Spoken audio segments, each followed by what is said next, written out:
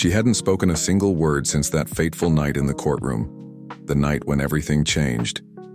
Her silence held the power to determine the fate of a dangerous man. But when she gave the faintest signal to her dog, something completely unexpected took place. The judge abruptly halted the proceedings. Subscribe now so you don't miss out on more gripping stories, and let us know in the comments where you're watching from. The town of Bellwood, tucked deep in the humid heart of Louisiana, was a place where change crept in at a sluggish pace. The same familiar faces exchanged greetings year after year, and the air was thick with the fragrance of cypress and magnolia. It was a town of peaceful streets and tightly woven communities, a place where neighbors looked out for each other, and children played freely under the watchful eyes of their elders. But in the Brooks household, something had shifted over the past month. The warmth that once filled their home had been replaced by an eerie stillness, a silence that clung to the walls like a lingering shadow. 7-year-old Nia Brooks had always been full of life, her laughter echoing through the house as she twirled barefoot across the lush green grass in the backyard. She had a way of brightening even the smallest corners, a habit of mumbling stories to herself while coloring or whispering bedtime tales to her stuffed animals. She had never feared the dark, never hesitated to dash to the end of the driveway when the ice cream truck's jingle rang through the street. But all of that had changed. 1 month ago, something had happened inside their home, something that stole Nia's voice. Her mother, Camille Brooks, recalled that night with a chilling clarity. She had returned late from her hospital shift, stepping into the quiet house, expecting to find her daughter fast asleep. Instead, she noticed the front door slightly ajar, the lock undone. Her heart pounded as she rushed inside, calling Nia's name. She found her daughter minutes later, curled up in a tight ball inside the bedroom closet, her tiny arms wrapped around her knees. Camille had tried everything to coax her into speaking, held her close, whispered reassurances. But Nia only stared past her with wide, vacant eyes. She refused to say what had happened. She wouldn't reveal who had been there. The police arrived, combing through every inch of the house, searching for signs of forced entry, anything out of place. But there was nothing. No broken windows, no footprints, no trace of an intruder. Nothing had been stolen, and no hard evidence could confirm a break-in. Eventually, the officers exchanged uncertain glances, their expressions guarded. Without proof or a witness statement, there was little they could do. The case was quietly filed away as a possible false alarm, and soon, the town moved on. But Nia didn't.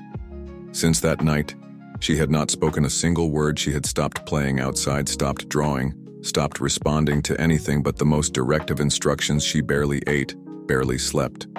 Camille had tried everything, her favorite books, her stuffed rabbit, warm baths, and bedtime lullabies, but nothing worked. Her daughter was slipping further into silence, further away from the world around her. Worse still, Nia had developed an unshakable habit every night long after Camille had put her to bed. The little girl would climb out from under her covers and sit by the window. She would press her forehead to the glass, her small fingers gripping the sill, and stare out into the darkness beyond the backyard. Camille had caught her the first time by accident. Waking in the middle of the night to get a glass of water. She had pushed open Nia's bedroom door and found her sitting there motionless, looking out into the moonlit yard, with an expression that made her blood run cold. "Nia," she had whispered, stepping closer. The girl had not responded. She had only continued to stare, her breathing slow and shallow, her tiny hands curled into fists. Camille had carried her back to bed, tucking her in and stroking her hair until she fell asleep. But the next night and the night after that, she found her there again, watching. At first, Camille had tried to reason with herself. Maybe Nia was just restless. Maybe she was waiting for something, her father, who had never been a part of their lives, or an answer to a question she couldn't ask. But as the days stretched into weeks, the sense of unease only grew. It wasn't just that Nia watched, it was the way she watched, like she was waiting for something to return. The fear began to settle deep in Camille's bones, an instinctive dread that she couldn't explain. She started double-checking the locks every night, pulling the curtains closed before bed, leaving the porch light on even when it did little to pierce the darkness beyond the trees. And yet, no matter what she did, the feeling remained. The police had already closed the case. Unwilling to pursue a crime that left no trace, Camille had called them once more, after waking to find the front gate, wide open though she had locked it the night before. But again, there was nothing to be found. The only person who seemed to take her seriously was Detective Adam Evans. He had been the lead investigator the night Camille had reported the break-in, and though he had been bound by the same lack of evidence as the rest of the department, something about the case had stayed with him. He visited the house a week later, taking a seat at the kitchen table as Camille poured him a cup of coffee. He listened carefully, watching her with dark, perceptive eyes as she explained what had been happening since that night. She hasn't spoken a single word. Camille said, wrapping her hands around her mug, not even a whisper, and she just sits there looking out the window every night. Evans leaned forward slightly. You think she's looking for something? Camille hesitated. I think she's afraid. The detective glanced toward the hallway where Nia sat, curled up on the couch, flipping absent-mindedly through the pages of a book she was not reading. I know this doesn't make much sense, Camille admitted, lowering her voice, but I can feel it. Adam, something isn't right. It wasn't just in her head. Someone was here that night. Someone was watching her. Evans didn't dismiss her outright. He nodded, setting his cup down. The problem is without a statement from her. There's only so much I can do. If she could just tell us. She can't. Camille interrupted, shaking her head. She won't. Evans exhaled, rubbing a hand over his jaw. He glanced back at Nia, thoughtful. Have you considered therapy? A specialist who works with trauma cases I have, Camille said, but she won't talk to them either. They say she has selective mutism, that it's a trauma response. Evans nodded slowly, considering. Then maybe words aren't the answer. Camille frowned. What do you mean? There are other ways to help a child feel safe again. He said, other ways to help her heal. She could hear the weight of suggestion in his voice, and by the end of the week, she had made her decision. Camille had always been careful about making decisions when it came to Nia as a single mother. Every choice weighed heavily on her shoulders. Every step forward measured against the possible consequences. She didn't have the luxury of trial and error when it came to her daughter's well-being. But after that conversation with Detective Evans, something settled in her mind like a stone dropping into water. She had to do something different. Talking wasn't working. Waiting wasn't working. And every night that she found her daughter sitting at the window, silent and motionless, she felt a deepening sense of helplessness. The idea of a therapy animal wasn't something she had ever considered before, but after spending hours reading articles and research studies on the topic, she couldn't shake the feeling that it might be exactly what Nia needed. Animals had a way of reaching people when words failed. They could offer security, stability, companionship, and maybe a dog could help Nia find her way back from whatever dark place she had retreated into. A week after the conversation with Evans, Camille made an appointment with a specialized rehabilitation center that trained service dogs for trauma survivors. The center was located on the outskirts of town, a long drive past sprawling fields and dense forests. As she pulled into the gravel parking lot, she glanced at Nia in the rearview mirror. The little girl sat quietly in her booster seat, her hands folded in her lap, her eyes distant. We're here, sweetheart, Camille said softly. Nia didn't respond. She never did these days. Camille reached back and squeezed her daughter's small fingers, then unbuckled her seatbelt and climbed out of the car. The sun hung low in the sky, casting long shadows across the center's fenced-in property. Several dogs roamed the large outdoor training area, some playing, others sitting obediently beside their handlers. A woman in her late 40s with sharp eyes and a calm demeanor approached them as they stepped onto the front porch of the facility. You must be Camille, the woman said, offering a firm but warm handshake. I'm Dr. Allison Vaugh. We spoke on the phone. Camille nodded. Thank you for meeting with us. Dr. V's gaze shifted to Nia, her expression softening. She didn't try to engage the child in conversation, didn't crouch down and speak in a high-pitched voice like so many well-meaning people did. Instead, she simply smiled and gestured toward the entrance. Let's go inside, she said. The interior of the center was clean and well lit, the scent of antiseptic mingling with the earthy smell of dogs. Framed photos lined the walls, images of children with their therapy dogs, their expressions varying from quiet trust to unguarded joy. We work with a variety of cases here, Dr. Vaughn explained as she led them through a hallway. Children with autism, PTSD anxiety disorders.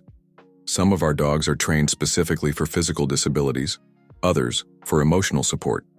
She stopped outside a large room with floor-to-ceiling windows overlooking the training yard. Inside, several dogs rested on thick orthopedic beds, while others followed their handlers through a series of exercises. I know you mentioned on the phone that Nia has selective mutism. Dr. Vau continued, glancing briefly at the little girl who stood silently beside her mother. Has she ever shown an interest in animals before? Camille hesitated. She used to love watching videos of puppies when she was younger, and she had a stuffed dog she carried everywhere when she was 3. Dr. Vau nodded. That's a good start. She pressed a button on the intercom beside the door. A few moments later, another trainer entered the room leading a large German shepherd on a leash. This is Rex, Dr. Vau said. He's a retired K-9 officer. Camille's breath caught slightly as she took in the side of the dog. He was impressive, tall and strong. His coat a mix of deep black and warm tan. A long, jagged scar ran along his side, a visible reminder of his past. He sat with perfect posture, his ears pricked forward, his deep brown eyes scanning the room with quiet intelligence. He was injured in the line of duty. Dr. Vau continued, took a knife to the side while protecting his handler. He recovered, but the department decided to retire him early. He's been in our program for a year now, working with children who've experienced trauma. Camille glanced down at Nia, unsure what to expect. The little girl hadn't moved, hadn't spoken, but her eyes were locked onto Rex. She wasn't looking away, wasn't shrinking back. That alone felt like a breakthrough. Dr. Vaughn knelt down beside the dog and gave a small command, stay. Rex remained perfectly still. His gaze flicked to Nia, but he didn't approach. Dr. Vaughn turned to the girl. He's a very good listener, she said gently. If you ever want him to come closer, all you have to do is hold out your hand. Nia remained frozen for a long time. The seconds stretched. Cam felt her own heart pounding as she watched her daughter waiting, hoping. Then, inch by inch, Nia lifted her small hand. The movement was hesitant but deliberate.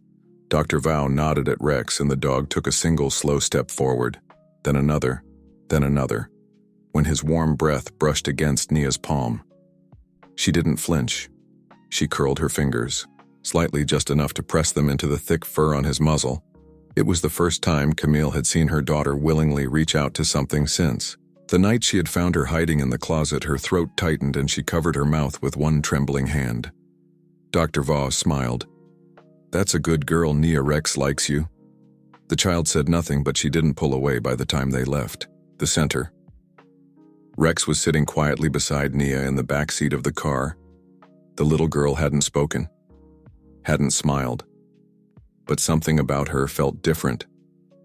And for the first time in a long time, Camille felt a flicker of hope the first night with Rex in the house. Camille expected Nia to retreat into herself the way she always did with new things.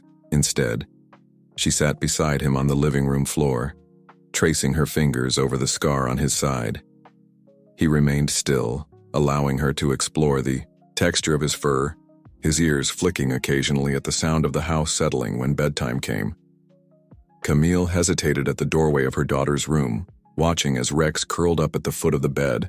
Nia climbed under the covers, but she didn't immediately face the wall the way she usually did. Instead, she lay on her back staring up at the ceiling, her small hand resting against Rex's flank. For the first time in weeks, she fell asleep without watching the window. Camille stayed up for a long time, sitting at the kitchen table with a cup of tea, staring out into the quiet night. She didn't know if this was the solution, if a dog could really help heal the wounds that had taken root in her daughter's heart. But it was something, and right now something was more than enough. The nights had become quieter since Rex arrived. Camille still found herself waking up in the middle of the night, her body trained by weeks of stress, expecting to hear the soft creak of Nia slipping out of bed, the quiet pad of her small feet against the floor as she made her way to the window. But now, each time she checked, she found Nia exactly where she had left her, curled up beneath her blanket. her small hand resting against the thick fur of the German shepherd sleeping beside her. It should have been comforting, should have been a sign that things were getting better. And for a while, Camille let herself believe they were. Nia still hadn't spoken, but she no longer flinched at sudden noises. She ate more, though still in small measured bites, and she no longer shrank away when Camille reached for her. More than anything, it was the way she touched Rex that gave Camille hope, the way she let her fingers tangle in his fur as if grounding herself, the way she would press her face against his side when she thought no one was looking. Some days Camille would find her sitting on the floor beside him. Drawing the pictures were always the same, Nia and Rex standing together in the yard. No words, no background, just the two of them, but something about them felt strong. Unshaken for the first time in a long time. There was a glimmer of progress. Then, a week after Rex's arrival, Camille woke to the sound of a low growl. She sat up in bed, her pulse quickening. The house was silent except for the distant hum of the refrigerator and the rustle of the wind against the trees outside. The growl came again, deep and steady. Vibrating through the floorboards, Camille pushed back the covers, her bare feet hitting the cold hardwood as she stepped out into the hallway.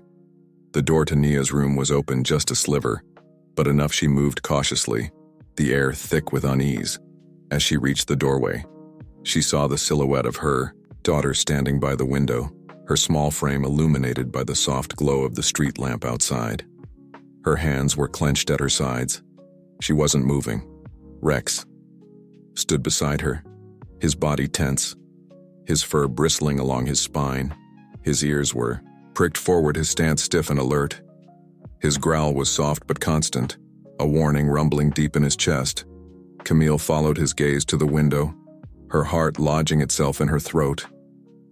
A figure stood at the edge of the yard. It was just a shadow barely visible in the dim light, but there was no mistaking it. Someone was there just beyond the fence, standing still. Watching for one horrifying moment, Camille felt completely frozen. Then instinct took over. She lunged for the bedside, lamp flicking it on the moment the light filled the room. The shadow outside moved. It was quick, too quick, disappearing into the darkness. Swallowed by the night, Rex barked a sharp, commanding sound that sent a shudder down Camille's spine. Nia flinched, but didn't move. She was still staring at the empty yard, her expression unreadable. Camille rushed forward, pulling her away from the window, her hands shaking. "Nia, sweetheart, are you okay?" Nia didn't respond. Her breathing was slow and measured, but her eyes, those deep dark eyes, were locked onto the spot where the figure had been. Camille turned, her heart racing as she reached for her phone. Her fingers were unsteady as she dialed. The police arrived 15 minutes later. By then the yard was empty. No footprints in the grass, no signs of forced entry. Nothing but the lingering weight of something unseen, something that had been there but left no trace. The respondent officers did their best to be reassuring. They searched the perimeter, checked the locks, flashed their lights into the dense trees in the back of the property. But in the end, it was the same as before. No evidence, no proof, just Camille's word and Nia's silence. Detective Evans arrived last. He took one look at Camille's face and sighed. "Tell me everything." She told him every detail. The sound of Rex growling, the figure at the edge of the yard, the way it had disappeared the moment she turned on the light. Evans listened without interrupting, his eyes flicking briefly to Nia, who sat on the couch with Rex at her feet, her hands buried in his fur. "Did you see anything else?" Evans asked. Camille shook her head. It was too dark. The detective exhaled slowly, rubbing the back of his neck. "It's not much to go on, but it's something." Camille pressed. "It means they're coming back." Evans didn't argue. Instead, he pulled a notepad from his pocket and scribbled something down. "I'm going to install a security camera," he said. "If someone's watching this house, I want to see who they are." Camille nodded, her throat tight by the time the officers left. It was nearly 300 in the morning. She locked the doors twice, checked the windows 3 times when she finally crawled into bed, exhaustion pressing down on her. She listened to the sound of Rex's breathing through the baby monitor she had set up in Nia's room for the first time since he had arrived.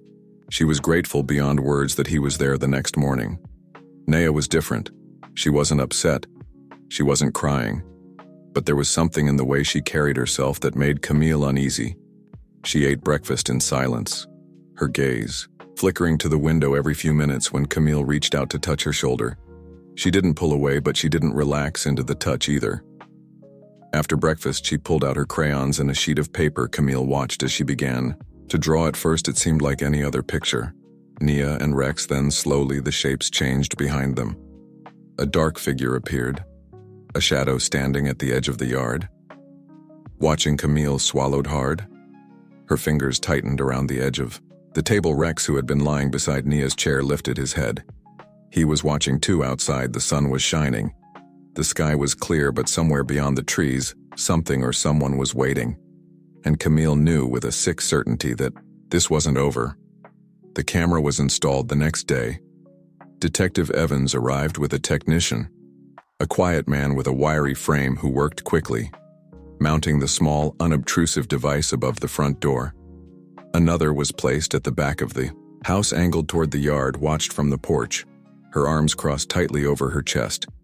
Motion activated, Evans explained as the technician adjusted the settings.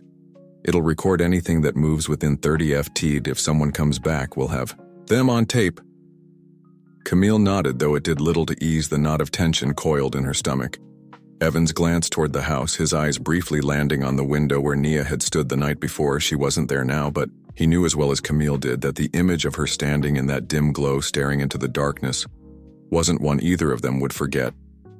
Soon try to go about things normally, he said. Don't let her see how worried you are. Camille let out a short breath. I'm not sure she sees much of anything these days. Evans said nothing. They both knew the truth. Nia saw more than she let on that night. C double-checked the locks again, moving from door to door in silence.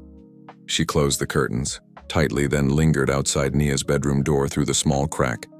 She could see the soft glow of her daughter's nightlight, the shape of Rex curled at the foot of the bed, his ears flicking at every small sound. It felt safe. She wanted to believe it was safe, but deep down she knew better. She tried to sleep, but the weight of anticipation kept her awake. The house was silent, except for the occasional groan of wood settling, the distant hum of cicadas outside. Every small noise made her heart jump. She lay there for hours, listening, waiting. At some point, exhaustion took over. She drifted off her dreams, uneasy, filled with indistinct shapes moving in the dark. Then suddenly a noise, a sharp guttural bark. Camille bolted upright. Rex. Her pulse pounded in her ears as she threw off the covers and ran to the hallway. The door to Nia's room was open again, just as it had been the night before. Rex stood at the window, his body rigid, his stance protective. He was growling deep and threatening. His teeth bared, his fur bristled along his spine. Nia was beside him, her small hand gripping his collar. Camille barely noticed herself moving. She reached them in seconds, following the dog's gaze to the yard. There, a dark figure standing, just beyond the reach of the porch light, watching everything inside. Camille went cold. She moved without thinking, reaching for the lamp flooding the room with light. The shadow moved, but this time it didn't disappear immediately. For a split second, the figure hesitated, a fraction of a moment where Camille swore she saw its head tilt, watching them, watching it.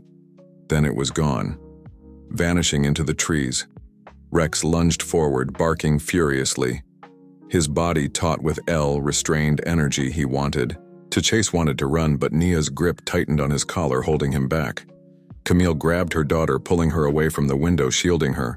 Her hands trembled as she reached for the phone, her breath coming fast and uneven. Evans answered on the second ring. He's back. The words came out hoarse, barely above a whisper. I'm on my way.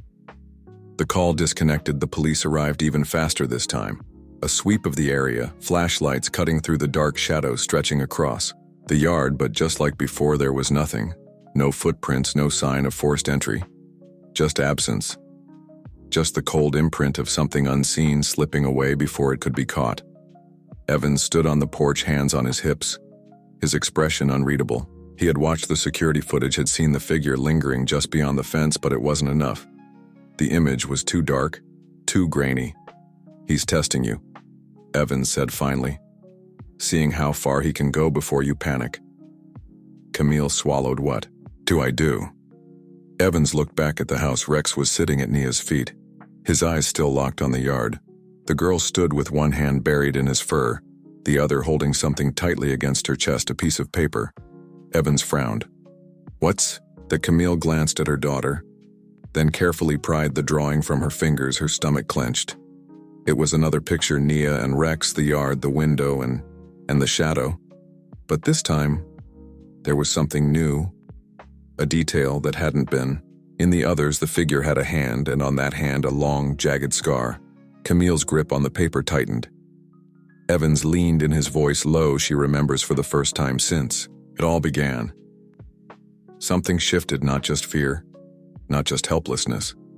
Something solid, something real. A clue, and Syl knew this wasn't over.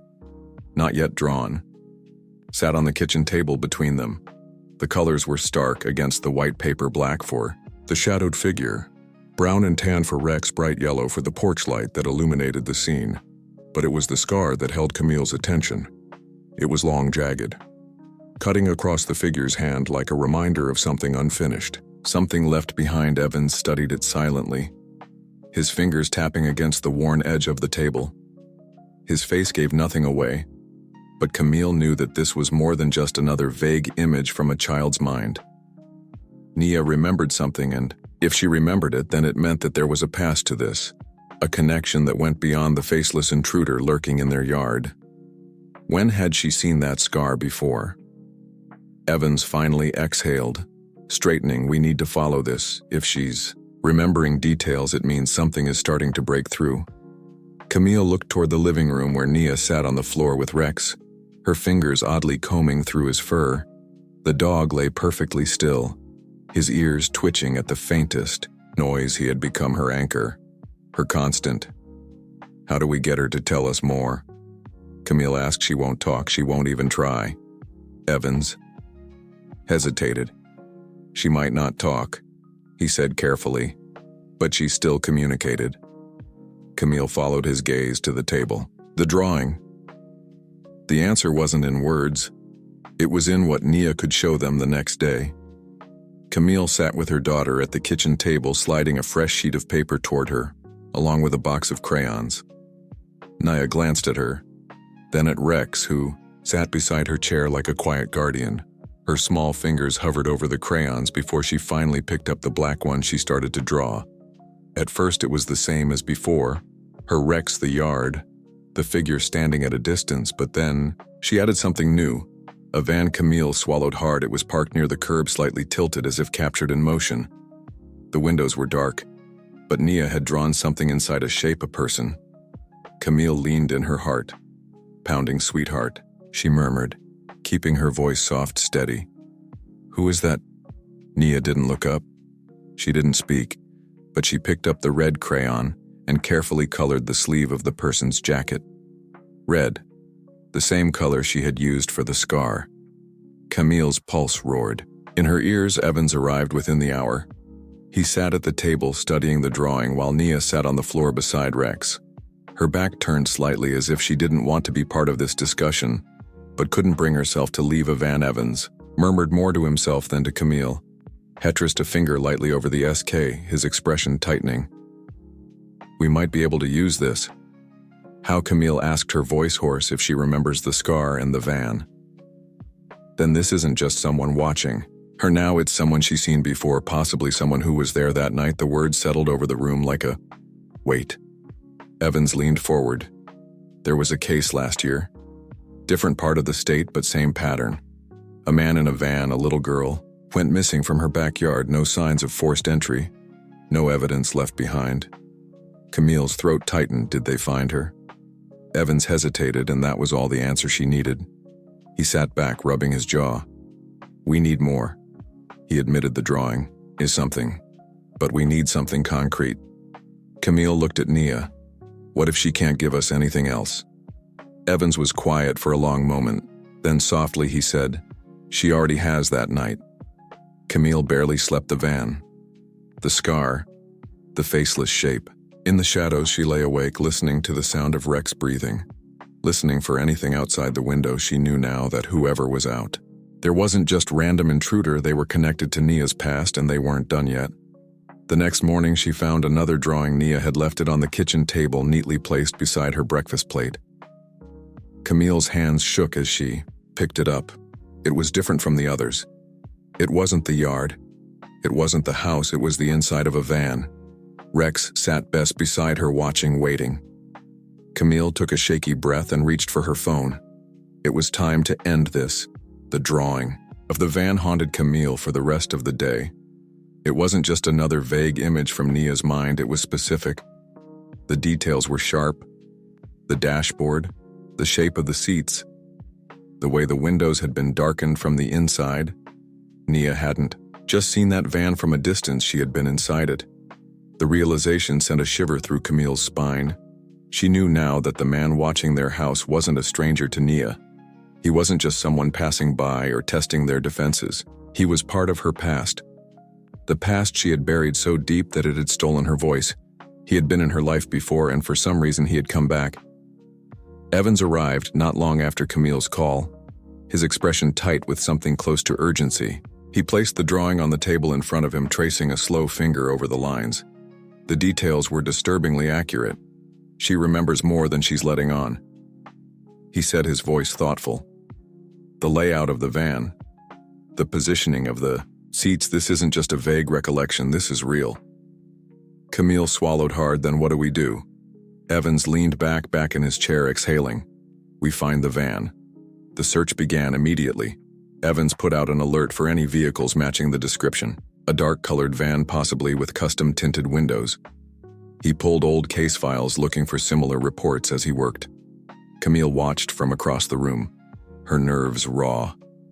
Nia sat quietly on the floor with Rex, her small fingers buried in his thick fur. She hadn't reacted to the discussion, hadn't shown any signs that she was listening. But Camille knew better that night. Sleep did not come easily. Camille lay awake, listening to the creaks of the house, settling, the rustling of the wind. Outside, every shadow seemed deeper. Every sound magnified. She had taken to keeping the curtains closed at all times, but she still felt the presence beyond them. The knowing. Sometime past midnight, Rex lifted his head. He was awake in an instant. His ears pricked, his body tense. Camille sat up, her breath catching in her throat, a noise, a soft scuffing sound like footsteps against gravel. Rex let out a low growl, deep and warning. Camille moved quickly. She grabbed her phone, her hands steady, despite the fear curling in her stomach. She flipped through the security app and pulled up the live camera feed. A figure moved past the fence, not lingering this time, not watching, walking away, leaving Camille's heart pounded in her chest. Whoever it was, they weren't just watching anymore. They had come closer. They had been near the house, close enough for Rex to sense them, and now they were leaving. But why? She dialed Evans, her voice low and controlled as she explained what had happened. He arrived at the house within minutes, his car rolling silently to a stop in front of the driveway. He checked the yard, his flashlight sweeping over the grass. The fence line, there were faint impressions in the dirt, the kind left by careful, measured steps. He wasn't just standing here, Evans murmured. He was looking for something or someone. The thought chilled Camille. The next morning, Evans called with an update. They had found a van matching the description on a traffic camera. 2 towns over it was, registered to a man named Carl Devo, a delivery driver with a record of petty theft and trespassing. But that wasn't what caught Camille's attention. It was the photo attached to his file, his hand. The scar still felt her stomach twist. This was him, the man in Nia's drawings, the man who had been in their yard, the man who had at some point taken her daughter. Evans's voice was grim. We're moving, in the search led them to a cabin on the outskirts of the next county. Nestled deep within the woods, it was an old place. Its walls weathered, its roof sagging in places, the kind of place that went unnoticed, forgotten. But something about it was wrong. Rex felt it first the moment they stepped out of the car. His posture changed. His tail went stiff, his ears flattened. He growled, the sound low and constant. Evans exchanged a look with his team. They moved in carefully. The front door was locked, but a side window had been left open just enough to suggest that someone had been careless or confident. The inside was sparse, an old table, a cot, a scattering of empty food cans. But then Evans noticed something else. a wooden floorboard slightly raised at the edge. His pulse quickened. He knelt, pressing his fingers against the seam. It was loose. With a quiet nod to his team, he lifted it. A staircase leading down. The air shifted as they descended. It was damp, stale, and then a sound. Soft, faint breathing. Evan's flashlight swept across the basement. The walls were lined with shelves, old tools, rusted cans of paint, but in the farthest corner, half hid in the shadows, a girl. Her clothes were torn, her skin pale, her eyes wide with fear. She had been chained at the ankle, but the lock was weak. Evans moved quickly, unlocking the shackle, lifting her gently. Emma Sullivan. He breathed, the girl who had gone missing 6 months ago, alive. Camille stood at the top of the stairs. Frozen Rex sat beside her, still as stone. She looked at the child, then at Evans, and back down the dark staircase. The pieces were falling into place, and she knew deep in her bones it wasn't just about Nia anymore. The courtroom was packed. Rows of spectators lie the wooden benches, whispering among themselves, their voices hushed, but electric with curiosity. The case had gripped the town, spilling beyond the quiet boundaries of their community and making its way into regional news. Everyone wanted to see the man who had stolen children. Everyone wanted to witness justice being served. Camille sat at the front with Nia beside her. The small girl pressed close, her fingers curled tightly into the thick fur of Rex, who lay obediently at her feet. The dog remained motionless, but his eyes were sharp, scanning the room as if searching for unseen threats. He was a presence of steady strength, a guardian in the midst of chaos. On the other side of the room, Carl Deo sat at the defense table, his face impassive, his hands resting calmly in his lap, wore the same unremarkable expression. He had the day of his arrest, as though none of this touched him. But Camille could see it, the tightness in his fingers, the occasional flicker of his jaw as he clenched his teeth. He was nervous, and he should be the prosecutor. Jenna Collins rose. To deliver her opening statement, she was sharp and methodical, her tone measured but firm. She painted a picture of Dio's crimes, the months of stalking, the meticulous planning, the moment he had taken Emma Sullivan from her home in the dead of night. The fact that he had returned to watch Nia to ensure his secrets remained buried when she spoke about Emma. The girl's parents, seated a few rows behind Camille, let out a quiet SOB. Emma herself was not present today. Her doctors had determined she was not ready to face her captor, but her statement had been recorded, a haunting recounting of cold, damp walls and whispered threats in the dark. Dio's defense attorney, a stiff, gray-suited man named Michael Graves, stood next. His approach was clear. Discredit the evidence, paint his client as a victim of circumstance. He argued that the security footage was inconclusive, that the drawings were a child's imagination running wild, that Emma Sullivan's testimony was unreliable after months of trauma. But Camille wasn't worried. She had seen Deo's face when they found Emma. The slight widening of his eyes, the minute twitch of his hands, he knew it was over. The trial moved quickly. Witnesses were called. Evans, who described the investigation in detail, the forensic expert who confirmed Deo's DNA on the chains found in the basement, the officer who had arrested him. But when it was time for Nia to take the stand, the room shifted. A hush fell over the courtroom as Camille led her daughter forward. Nia's small fingers never left Rex's fur, her grip tightening as they reached the witness stand. The judge, an older man with wise eyes, allowed Rex to sit beside her, understanding the importance of his presence. Jenna Collins approached cautiously, her voice gentle. Nia, sweetheart, you'll remember why we're here today? Nia did not speak. She only nodded, her dark eyes flickering to the man across the room. Can you tell us if you've seen this man before? Jenna gestured toward Deo. Nia didn't answer with words. Instead, she lifted her arm, her small finger pointing directly at him. The reaction was immediate. A murmur rippled through the crowd. Deo, lawyer, stood abruptly. Objection. The child has been repeatedly exposed to images of my client. Before the trial, this identification is unreliable. The judge raised a hand for silence. Overruled. Continue, Miss Collins. Jenna crouched slightly, keeping her voice soft. Nia, did this man ever talk to you for a long moment? Nothing happened. Nia's breathing was shallow. Her fingers curled tightly into Rex's fur, then barely noticeable, her hand twitched, a subtle movement. But Rex understood. The German Shepherd's ears snapped forward, his muscles tensing beneath Camille's hand. A low growl rumbled from his chest, not aggressive but firm. A reaction. A recognition. The room stilled. Deo stiffened, his knuckles whitening against the table. Jenna saw it, so did the jury. The growl deepened, a sound of certainty, of warning, of truth. Rex knew. Deo shifted his composure, cracking his leg, bouncing beneath the table. His fingers tapped against the polished wood he was unraveling. Jenna turned back to the judge. "Your Honor, I'd like to call Detective Evans to the stand for follow-up testim." Evans approached, taking his place with the ease of a man who had spent years in courtrooms. Jenna wasted no time. "Detective, has this animal ever encountered the defendant before?" Evans shook his head. "Not to my knowledge." "Then why would he react to him now?" Evans glanced at Rex, who was still fixated on Deo. "Because dogs don't forget." A shudder rippled through the Gap gallery. The tension in the room thickened as Jenna turned back to the defense table.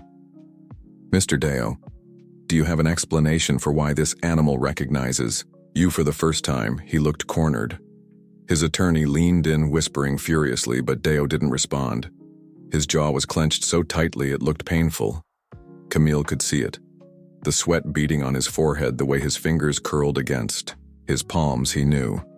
He knew it was over the next day. He changed his plea. Guilty. The courtroom erupted. A rush of relief, of grief, of justice settling into place. Camille sat frozen. Rex pressing against her leg, his warmth grounding her beside her. Nia inhaled slowly. And then, for the first time in months, she whispered, "Thank you." The days following the trial passed in a blur. The town moved on quickly, as small towns always did. But for Camille, the weight of what had happened lingered. The house no longer felt like a place haunted by unseen shadows. Yet a certain silence remained, a different kind of quiet. Not the oppressive, fearful kind that had settled in after that night a month ago, but the kind that came after a storm. A hush of rebuilding, of healing. Carl Deo had been sentenced to life in prison without parole. His final moment in the courtroom played over in Camille's mind, the way his shoulders slumped as the realization sank in, the way his eyes darted to Nia before the guards led him away. But it no longer mattered. He was gone. The threat was over, yet Camille couldn't shake the feeling that something had been left unfinished. Nia had spoken in the courtroom. It had been a whisper, barely audible, but it had been real. It had been hers since then. Camille had listened, waiting to hear her daughter's voice again, but the words had not come back. The house was different now. The locks had been replaced new. Security measures put in place. The windows no longer held Nia captive at night. She no longer sat pressed against the glass, waiting for the figure in the dark. But she still didn't speak. Instead, she clung to Rex. The German Shepherd never left her side. He followed her from room to room, his presence and unspoken reassurance. She fed him, now filling his bowl every morning with careful hands, watching as he ate. She brushed his fur, took long naps curled up beside him on the couch, and she drew. The drawings changed too. At first they had been filled with shadows, dark figures at the edge of the page, small frightened shapes in the foreground. Then slowly they had begun to shift. The shadows faded. The figures became brighter, clearer. The last picture Camille found pinned to the fridge had been different from all the others. It was a draw of Nia standing beside Rex, but this time she was smiling. Camille held on to. The days passed. The nightmares came less frequently. Nia still woke up some nights, shaking, clinging to Rex, but the silent terror had faded from her eyes. She no longer froze when someone knocked on the door. She no longer stiffened when Camille left the room. She was healing. One evening, Camille found herself sitting on the back porch, a cup of tea in her hands, as she watched Nia in the yard. The sun was setting, the sky painted in soft pinks and oranges. The girl was sitting cross-legged on the grass, watching as Rex rolled lazily onto his back, his paws twitching. It was peaceful. Camille exhaled, letting herself feel that peace. It had been a long time since she had allowed herself that. Then she heard its soft, quiet, but unmistakable laughter. She turned sharply, her heart slamming against her ribs. Neo was laughing. It wasn't loud, wasn't the carefree giggle Camille remembered from before, but it was real. It was hers. Tears stung Camille's eyes as she set her cup down. Rising slowly, not wanting to startle the moment away, Rex had rolled onto his feet, now his tail wagging as he stared at Nia, tongue laying out. The girl reached forward, ruffling his fur. "Good boy," she whispered. Camille's breath caught. She hadn't imagined it. Nia had spoken. The words were soft, fragile, as if testing themselves for the first time in months, but they were there. The air around them shifted. Nia looked up, meeting Camille's gaze. Something passed between them, an understanding, a moment of shared relief. Then slowly, carefully, Nia stood. She padded over to where Camille stood, frozen on the porch, her small hands fidgeting at her sides. Camille knelt, leveling herself with her daughter, waiting. Nia hesitated for a long moment. Then, almost imperceptibly, she whispered, "I missed you." The words shattered something inside Camille. She pulled her daughter into her arms, holding her tight, her throat closing against the SOB that threatened to break free. "I missed you too, baby," she murmured into her hair. She felt Nia exhale against her, a slow, steady release, as if letting go of something heavy, and then finally, completely, her daughter came back to her. The road ahead wouldn't be easy. There would still be nightmares. There would still be memories, scars left behind in the quiet spaces between days. But they would face them together, because now Nia was no longer trapped in silence. She had found her voice again, and she was never letting it go. If you enjoyed this story, make sure to subscribe so you don't miss more. Like it. Check out other videos for more grip and stories. And don't forget to share this video with others who might enjoy it.